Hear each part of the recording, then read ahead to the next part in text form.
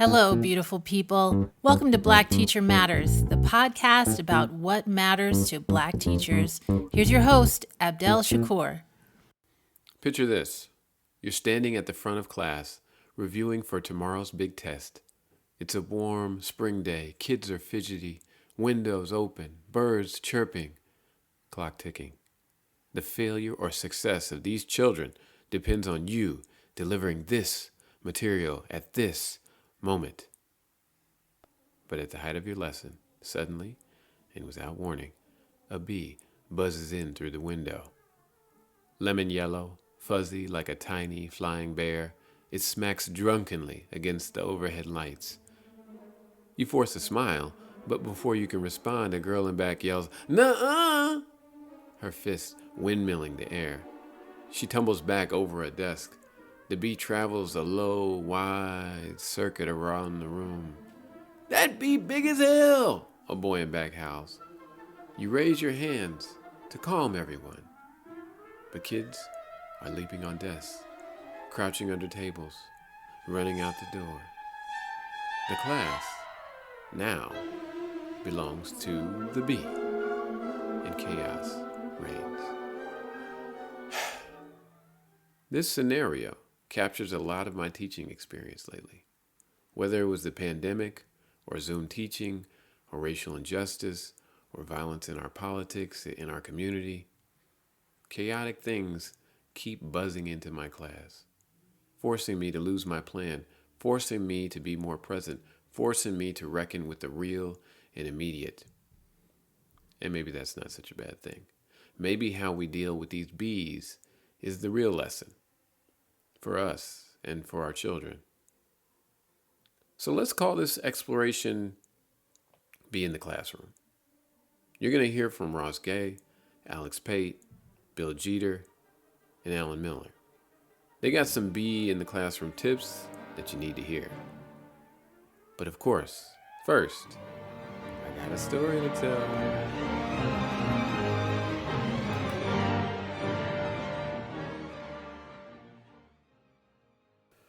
My Be in the Classroom story happened on December 16, 2021. I'm with my ninth graders at Evanston Township High School. We're at the end of the longest first semester in academic history. Only a week from the break, but I'm on edge. I swear every class I have has a child who's sick. I'm steady telling people to put their mask back on. And every time I look at the COVID dashboard at my school, all I can think of is exponential growth. And I don't want COVID, especially not before the break. So it's 9 a.m, middle of December, and I got all my windows open. I don't even close the windows on my Chromebook. Kids come in shivering. "Mr. Shakur, can we close the..." "No!" We had just finished A Raisin in the Sun, Lorraine Hansberry's play about learning to love in the face of tragedy. The students were leading a discussion that day to show what they learned. They had compiled notes, wrote questions, picked sections to discuss. I set up a small circle of desks and let the first group of kids know they should join me. Books are out, pencils are sharpened, notes are ready. And then the superintendent comes on the intercom. "There's an emergency. School needs to go into full lockdown. This is not a drill. This is for real." Now, about 2 weeks before, 5 teenagers were shot a couple miles from our school. One died. At that moment, my students looked at me nervously. "Well, here we go," I said. I grabbed my keys, headed to the door. The kids scrambled under desks, away from the windows. I turned off the lights. I locked the door and tried the handle. A couple of kids helped me push desks up against it. Then there was a knock. It was Pete, a frequent flyer to the bathroom. He came in relieved and red-faced. No one spoke. No one joked. We waited. I was in training the previous summer, and a veteran teacher shared the 2 things she told students about her class on the first day of school. Number 1, every day they would learn a new word. Number 2, if anyone ever came to harm a child, they would have to go through her first.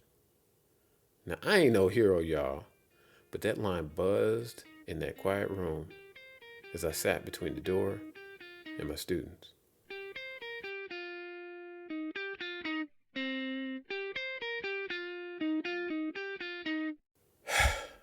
I have a confession to make. I am the owner of a flip phone. More accurately, the dumbest flip phone I could get. Just calls and texts, no bells, no whistles, no internet. My students used to tease me about it, but now I just get confusion, disbelief, pity. What is that, Mr. Shakur? What? Why? Is everything okay? They worry for me, like maybe I've given up, like maybe they should refer me to a counselor. Now, my wife accuses me of loving the role. She thinks I like playing the Luddite martyr, preaching the value of uninterrupted attention, about how a flip phone keeps me more connected to the moment, about how it pushes me to be more present even when things are uncomfortable, about how my phone is never more engaging than my kids. Now, virtue signaling aside, a flip phone is not the jam during a lockdown. As I'm sitting on the floor wondering what the hell is going on, one of my colleagues texts me to see if I'm okay. She's at home but saw something on Twitter. What's on Twitter, I ask. She texts me a link. I respond with a frowny face. You know I got a flip. She writes, sorry, LOL. Looks like multiple guns have been found in the school. I looked up and saw students scrolling through their feeds. Some are nodding in disbelief. Others are sharing glances under their masks. Pete shows me his phone. There's pictures of police surrounding the school. There's a helicopter overhead. Suspects in custody. Search ongoing. There's a video of officers entering a class, guns drawn, to remove a student in a ski mask. This is for real. I nod and hand the phone back. I take a couple deep breaths and scribble a note to the class. It's going to be okay. I had no idea whether this sentiment was true, but what else can you say? As scary as it was, the moment had clarity. Never had I been in a class with such a clear purpose: keep us safe. And the students got it too. They held it together under the desks, some holding hands, some leaning on each other. Even in a class that sometimes broke into cliques, everyone was together. After a while, the superintendent came back on over the intercom. The situation was under control. Weapons had been found, but the threat had been contained. We needed to be patient and remain sheltered. We all cheered. He said, hopefully it would not be too much longer before we could give the all clear.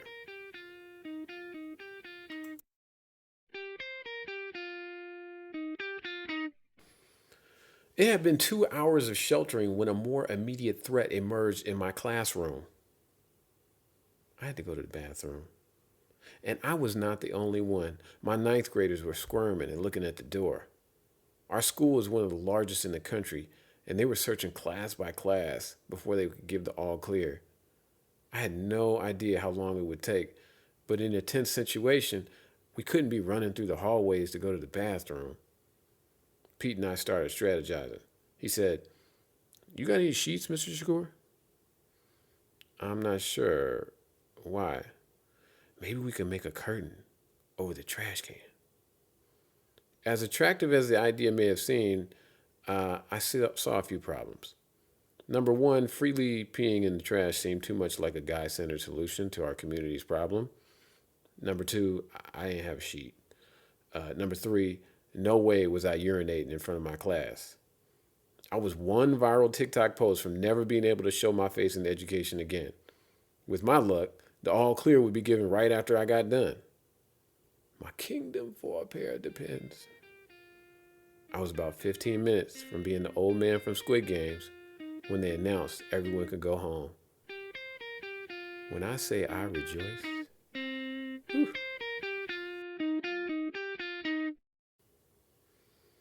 Later, we learned what happened. That semester, it was a daily occurrence to see crowds of boys in the bathrooms. Now, I hate to accuse anyone of vaping, but never in my life have I seen the stall so popular. I regularly chase kids to class, but every day they return. Apparently, the morning of the lockdown, a group of boys got caught up in the bathroom. Someone had a bunch of weed, someone had guns. They were loaded guns.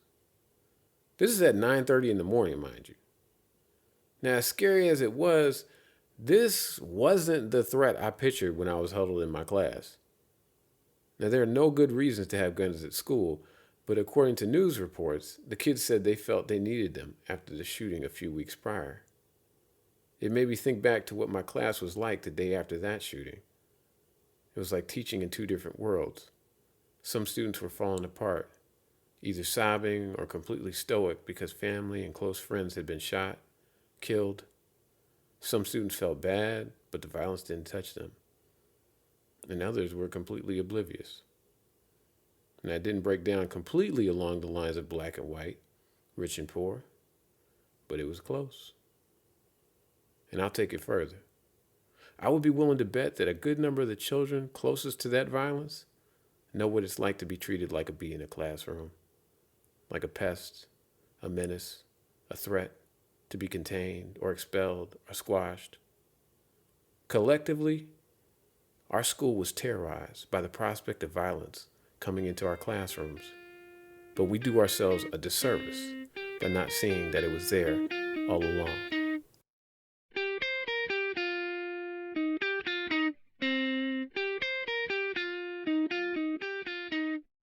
Four-hour lockdown is one thing. But what do you actually do when you hear that buzzing, stinging sound coming through your window? I've been a little obsessed with this question lately, so I put it to my experts. And here's a sample, starting with my Uncle Bill, who says that a bee in the classroom is an opportunity to let go. Okay, so you're teaching your lesson, maybe it's spring or summer or whatever, and the windows are open. A bee comes in, or a wasp, or a hornet, or something that's like just a totally disruptive force to, to the learning. So it changes from a learning situation to a bee situation. And the way that I react to it has a lot to say about like I think it has a lot to say about the way that I see the world, and how and what we're actually doing in this space as we're kind of together. And so I guess I just wonder, like, first of all, if B comes in your class, what do you what do you do? Well, first of all, I'm not afraid of bees. First thing I'm gonna take it is that there's a lot of folks in here that's afraid of bees. Some of them are crazy afraid. I've seen a woman jump out of her car one time with her kids in the car, and the car was still rolling. And finally, she got the car. She was able to jump back in because it was rolling and put the brake on. And I said, well, what happened? And she said, there's a bee in the car. And I look in the back and there's two kids in the car. But she was so afraid until she jumped out.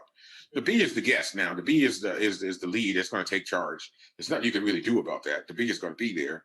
So now we have to kind of figure out how to entertain with the bee there. You know, hopefully, if my gut says I hope it stings somebody, then we can get it over with, and I can take care of that one person, and all the attention will then go to them, and then it'll be over with. So and so got stung by the bee. The bee's, Mr. G killed it. Now it's done. But usually that's not going to happen. It's going to fly around. It's going to be on the ceiling. And that's going to be the thing. The bee has to have some space. We're going to have to entertain the bee now for a good, hopefully if it's another 10 minutes left in the class, I know that's the end of the day.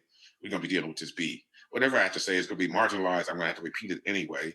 So we're going to have to, look at what kind of bee is that? And then maybe try to get into that. Well, it's not really a bee, it's a wasp. Well, what do wasps do? Well, a wasp can sting you many times, but a honeybee can only sting you once. But you'd have to know some facts about bees to do that. What you're saying is that when there's a disruptive force, how do you get back in? I don't know. Sometimes the disruptive force is going to come to become the primary thing. It's just going to be. Ross Gay shared that he tries to make friends with honeybees in his classroom. I mean, if I was with people who were like not just relaxed about it, Mhm. I would definitely want to like. I was sort of imagining it because I can imagine, people get scared about bees, Mhm. and if it felt like, I think my inclination would be to sort of like go meet the bee and try to like, I'd probably be like wanting to model meeting the bee. Right. And like very gently, like sort of, like if it's a honeybee, like there's a good chance that I'd be trying to get the honeybee to land on me, and then, escort that bee, out the window. Mhm. Yeah, So how's it go when you do it? I don't know, because I always kind of like, I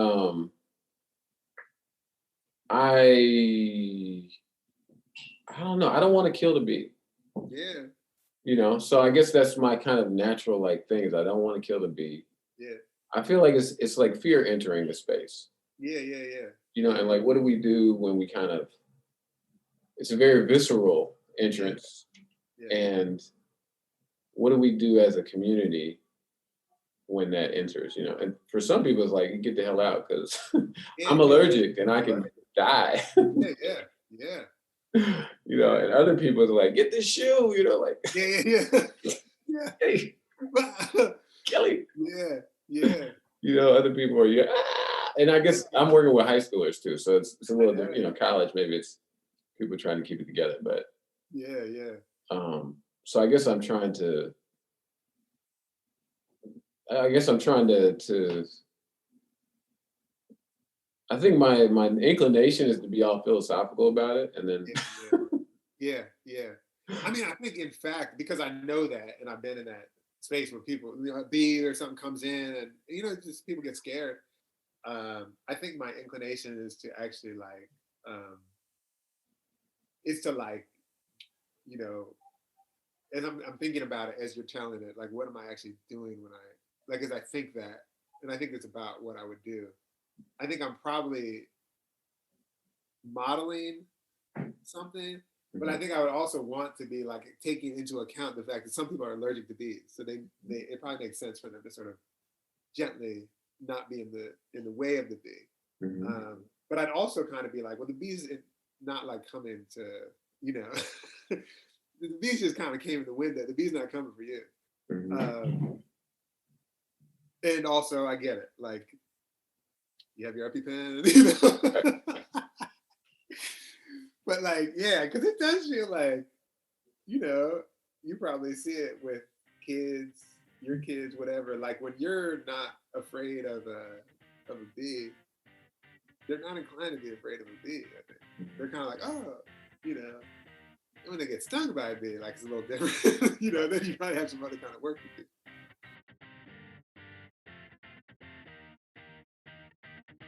You want to know how to deputize a bee wrangler in your class? Talk to the author and education leader, Alex Pate. No, I'm the kind of, so I don't know this is a really interesting litmus, right? Mm-hmm. It's like, I'm really curious about what the right way to handle this is, because I'm much more like, okay, everything stop now. Somebody, I'm designating somebody to get the bee out the room. I don't care how you get it, but that's what your job is you're not afraid, then either shoo the bee out or kill the bee or trap the bee or get the bee out the door so we can move on. I can't deal with chaos in that sense, right? So calm down first, like you said. But I'm not letting the bee fly around like it's fine. Because I'm not completely comfortable with that space. So no, but I'm gonna get the person who jumps up, who is brave, and say, take care of the bee. And we'll wait until you do that, and then we'll continue our conversation calmly. Right on. So like empowering a student in the classroom did. Yes, right. I mean, because somebody has a strength there. Right. I've been in a room where suddenly there was a bat and everybody is freaking out. And one person jumps up and says, oh, and she walks over, the bat has hit the wall and slid down to the floor. She walks over and picks the bat up and puts it in her hat or something she had and walks it outside. I'm like, wow, that's a skill I do not have. Right. Yeah. But somebody does have it. A bat whisperer. Right. Yeah, but you don't know it if you go running after the bat. Right. No. I'm not going close. Right. Yeah, right on. My 9th grade English teacher, Alan Miller, told me why he appreciates students that are not afraid to be afraid of the bee. You got to figure out who's going to do what when you have a bee. Some people just can't be there. If they're not going to be part of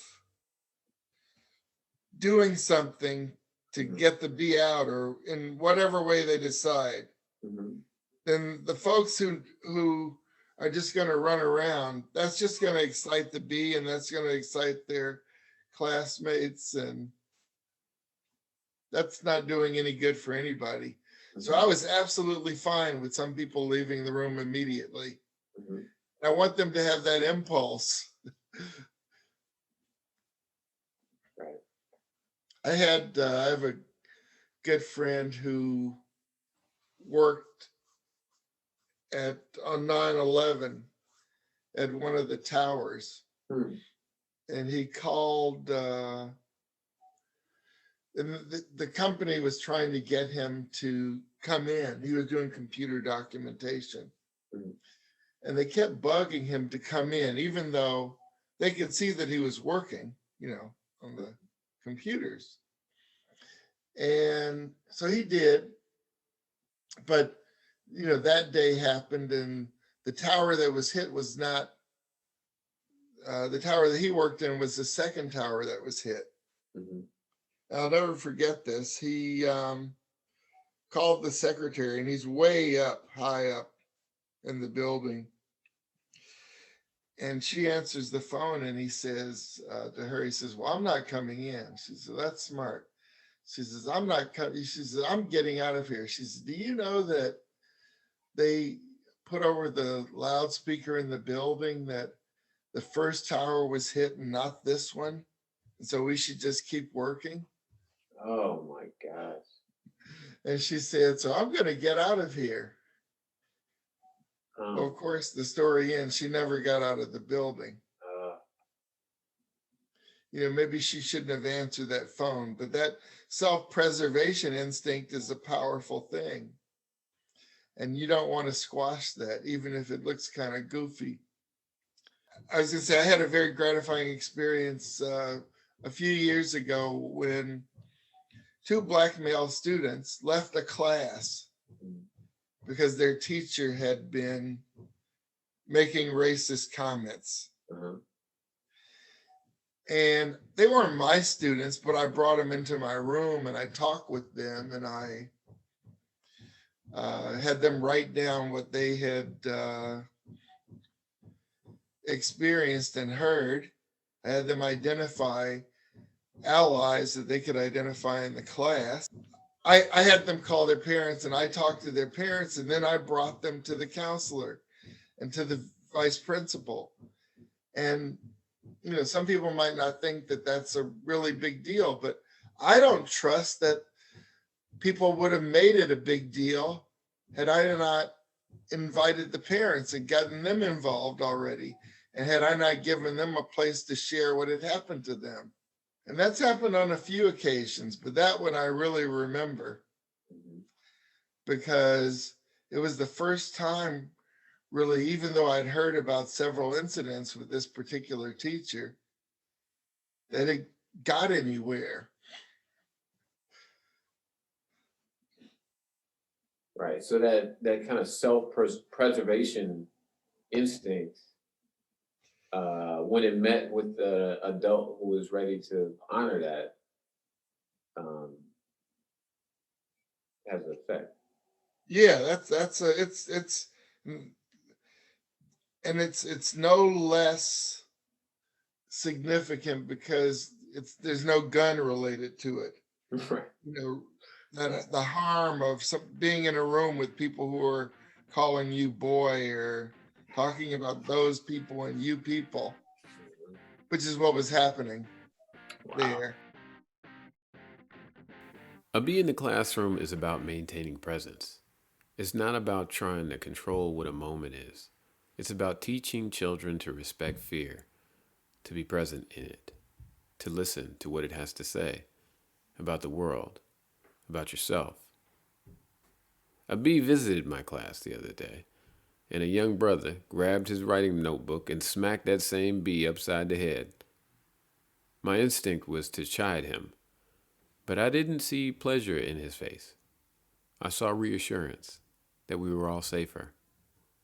So I bit my tongue. The bee recovered and tumbled right out the window, and we went. right on back to the lesson.